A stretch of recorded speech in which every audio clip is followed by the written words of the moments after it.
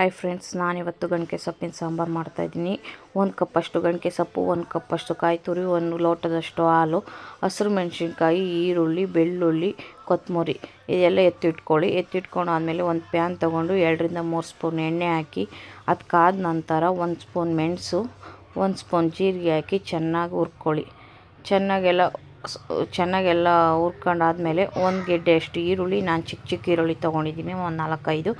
ನೀವು 1 ಗೆಡ್ಡೆಯಷ್ಟು ಈರುಳ್ಳಿ, 1 ಗೆಡ್ಡೆಯಷ್ಟು ಬೆಳ್ಳುಳ್ಳಿ, 5 ರಿಂದ 6 ಹಸಿರು ಮೆಣಸಿನ್ಕಾಯಿ, ಕೊತ್ತಂಬರಿ, 1 ಕಪ್ಪಷ್ಟು ಗಣಕೆ ಸೊಪ್ಪು ತೊಗೊಂಡಿರ್ತೀರಲ್ಲ, ಅದು ನೀಟಾಗಿ ತೊಳೆದಿರೋದು ಚೆನ್ನಾಗಿ ತೊಳ್ಕೊಂಡು ಅದರೊಳಗಡೆ ಹಾಕಿ ಚೆನ್ನಾಗಿ ಫ್ರೈ ಮಾಡ್ಕೊಳ್ಳಿ. ಎಲ್ಲ ಹಸಿ ವಾಸನೆ ಹೋಗೋವರೆಗೂ ನೀಟಾಗಿ ಫ್ರೈ ಮಾಡ್ಕೊಂಡಾದ್ಮೇಲೆ ದಪ್ಪಪ್ಪ ಅದರೊಳಗಡೆ ಹಾಕ್ಕೊಳ್ಳಿ.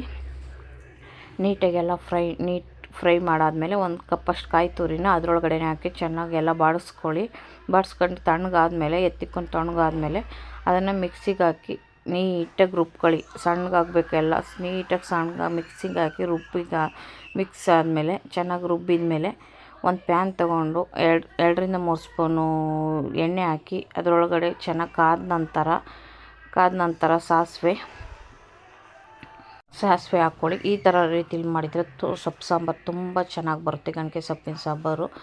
ಅದಕ್ಕೆ ಕರಿಬೇವು, 1 ಕಟ್ ಮಾಡಿ ಇಟ್ಕೊಂಡಿರೋ ಈರುಳ್ಳಿ ಚೆನ್ನಾಗಿ ಆದಮೇಲೆ ರೋಸ್ಟ್ ಮಾಡ್ಕೊಳ್ಳಿ. ಎಲ್ಲ ನೀಟಾಗಿ ರೆಡ್ಗಾಗೋವರೆಗೂ ರೋಸ್ಟ್ ಮಾಡ್ಕೊಂಡಾದ್ಮೇಲೆ ರುಬ್ಬಿರೋ ಅಂಥ ಮಿಶ್ರಣ ಇರುತ್ತಲ್ಲ, ಅದನ್ನು ಎತ್ತಿಟ್ಕೊಳ್ಳಿ. ಈ ಕಡೆ ಎತ್ತಿಟ್ಕೊಂಡು ಅದನ್ನು ಒಗ್ಗರಣೆ ಒಳಗಡೆ ಹಾಕಿ ನೀಟಾಗಿ ಎಲ್ಲ ಮಿಕ್ಸ್ ಮಾಡ್ಕೊಂಡು 1 ರಿಂದ 2 ಗ್ಲಾಸು, ಚಿಕ್ಕ ಗ್ಲಾಸಲ್ಲಿ 1 ರಿಂದ 2 ಗ್ಲಾಸು ನೀರು ಹಾಕ್ಕೊಳ್ಳಿ. ಚೆನ್ನಾಗಿ ನೀರು ಹಾಕ್ಕೊಂಡಾದ್ಮೇಲೆ ಇದೊಂದು 3 ರಿಂದ 2 ಊಟಕ್ಕಂತೂ ಆಗುತ್ತೆ.